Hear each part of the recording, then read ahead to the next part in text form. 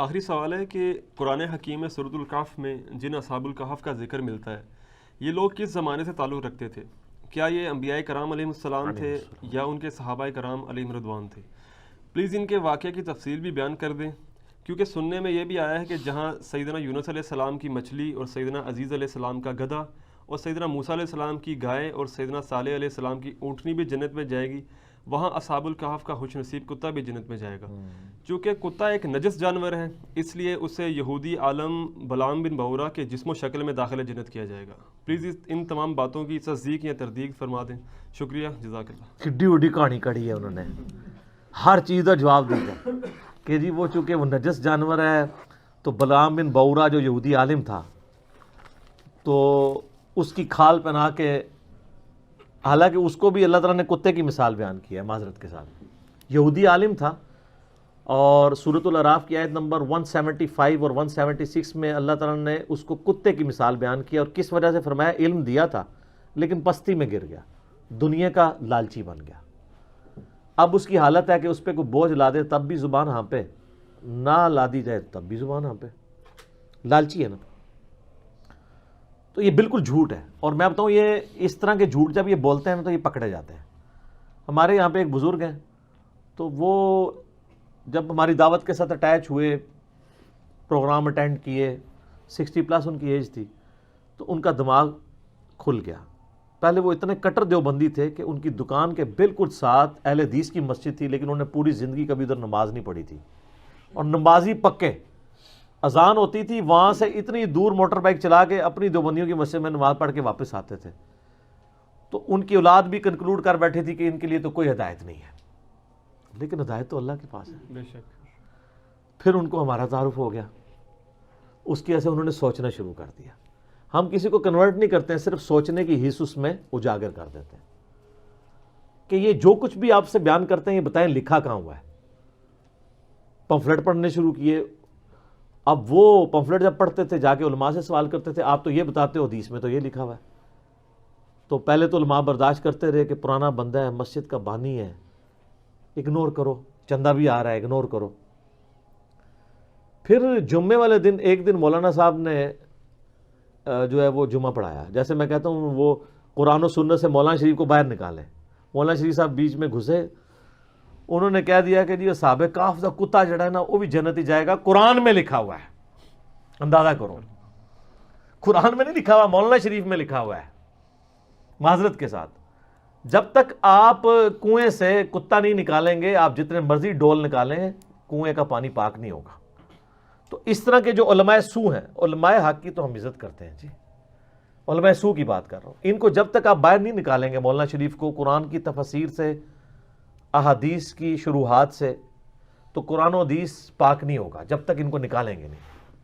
تو انہوں نے ان سے پوچھ لیا کہ کہاں لکھا ہوا ہے، انہوں نے کہا جی قرآن میں لکھا ہوا ہے۔ ان کا حوالہ دیں، ان کا حوالہ پھر آپ کو اگلے جمعے میں دیں گے۔ جمعہ پڑھا رہا ہے، حوالہ اگلے جمعے، سورۃ الکہف قرآن میں موجود ہے۔ انہوں نے مجھ سے ڈسکس کیا جی اس طریقے سے انجینئر صاحب کو لکھا ہوا ہے۔ میں نے کہا جی اصحاب کہف کا بھی ذکر ہے، کتے کا بھی ذکر ہے، لیکن یہ آگے کہاں نہیں ہے۔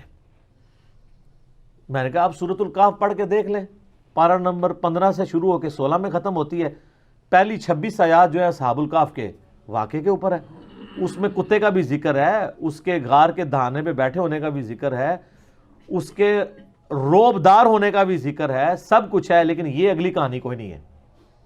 ان کا جی کانفیڈنٹ ہے، میں نے کہا ہاں آپ قرآن خود، انہوں نے قرآن پورا خیر پڑھا تو کچھ نہ ملا، وہ اگلے جمعے پہنچے، تو وہ پھر آپ کو پتا ہے اس سے اگلے جمعہ کرتے کرتے تھیندے پھر تھیں گے، ان کو سمجھ آ گیا کہ یہ معاملات بگڑ گئے، پھر آہستہ آہستہ اللہ نے ان کو ہدایت دے دی۔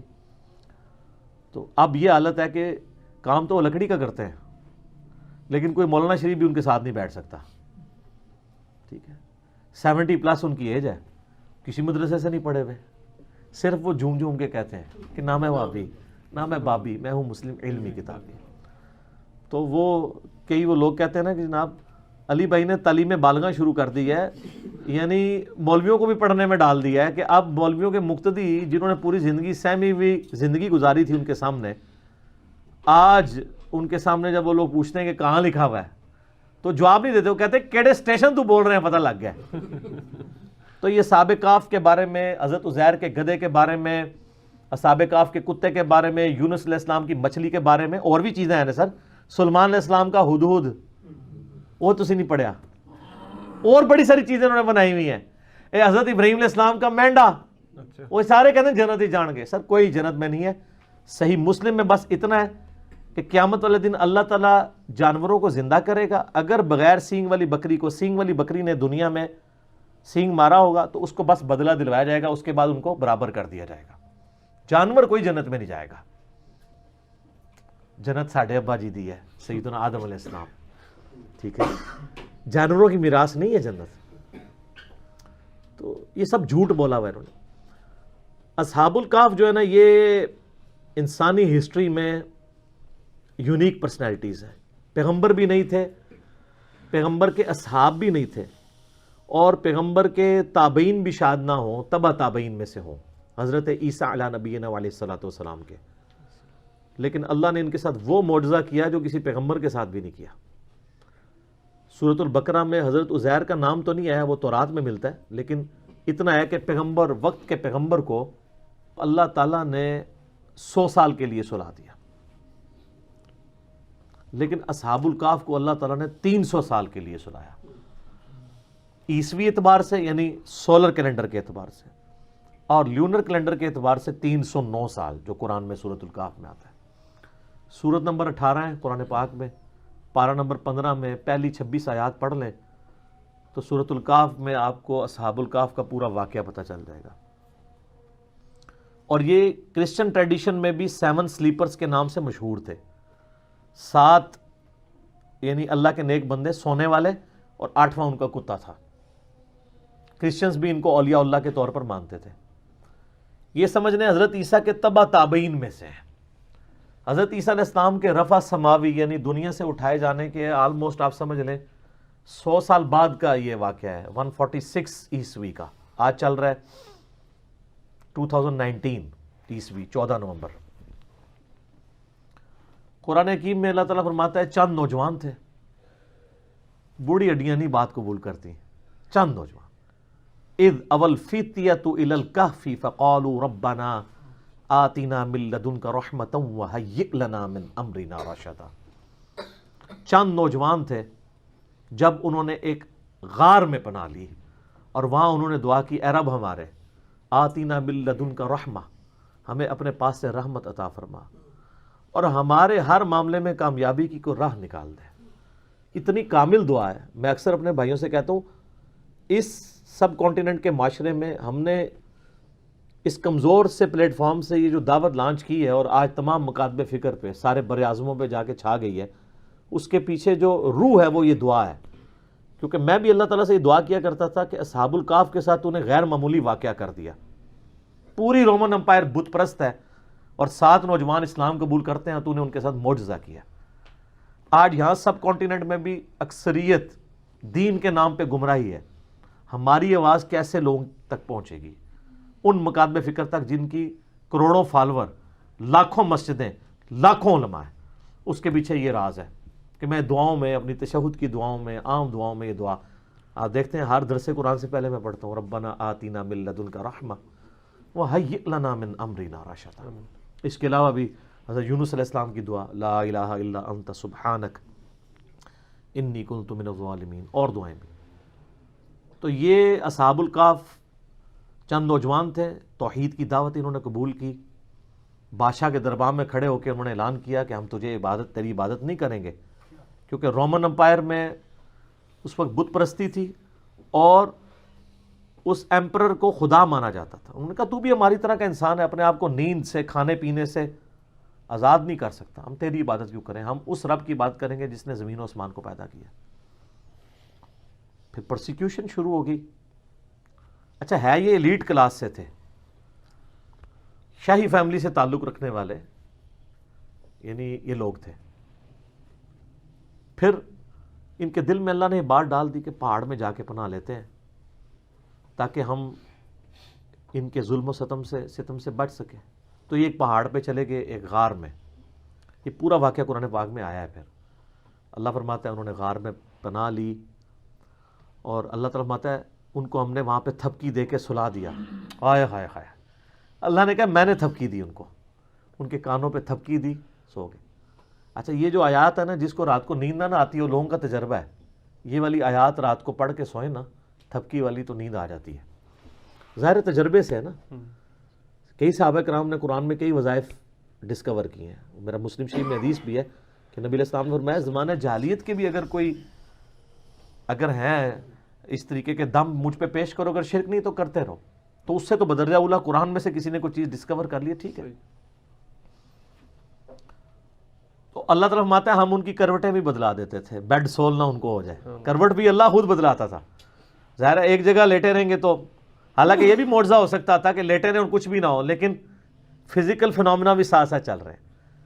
اور اللہ نے فرمایا اس غار کا دہانہ ایسا تھا کہ ڈائریکٹ سورج کی روشنی نہیں آتی تھی, ٹیو لائٹ آتی تھی. یعنی اس کا دہانہ آپ سمجھ لیں نارتھ کی طرف تھا, تو سورج یہاں سے ہوتا ہوا ادھر چلا جاتا تھا. انڈائریکٹ لائٹ آتی تھی, ڈائریکٹ لائٹ بھی نہیں آتی تھی.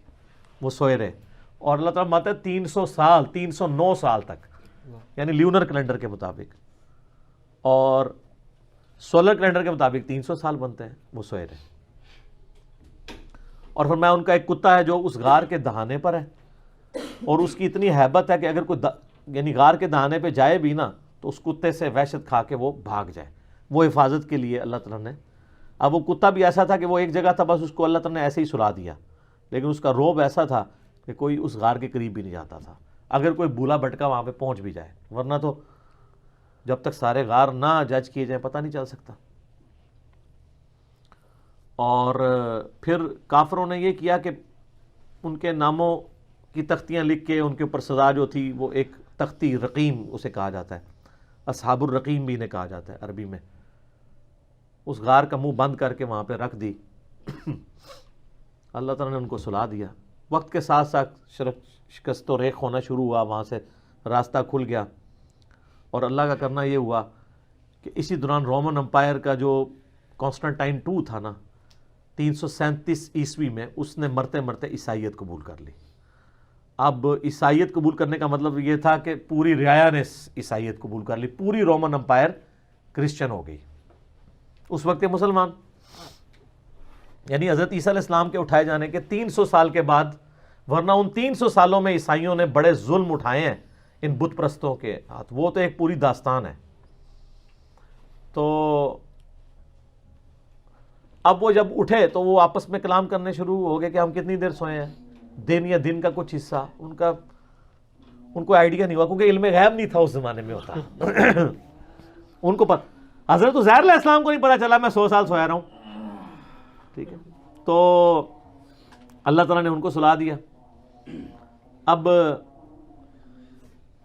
اٹھے تو انہوں نے خیر آپس میں کیا, پھر انہوں نے کہا چلے ایک بندے کو بھیجتے ہیں. اب جیسے اچھا 300 سال بھوک نہیں لگی, اٹھے تو بھوک لگ گئی, تقاضے شروع. وہ معجزانہ طور پہ سوئے ہوئے تھے, تو انہوں نے وہ اشرفیاں دے کے ایک بندے کو بھیجا اور کہا دیکھنا کوئی پاکیزہ مال لے کے آنا, کوئی ہم تو حرام کا کوئی مال نہیں کھائیں گے.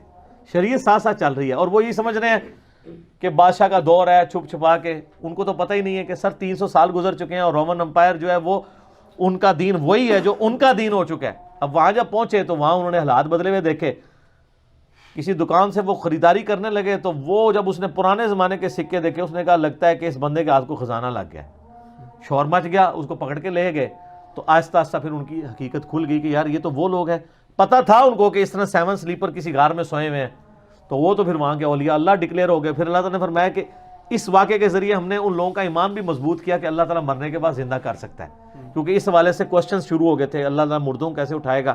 یہ بہت بڑا معجزہ تھا کہ 300 سال بعد اللہ تعالیٰ نے ان کو اٹھا لیا.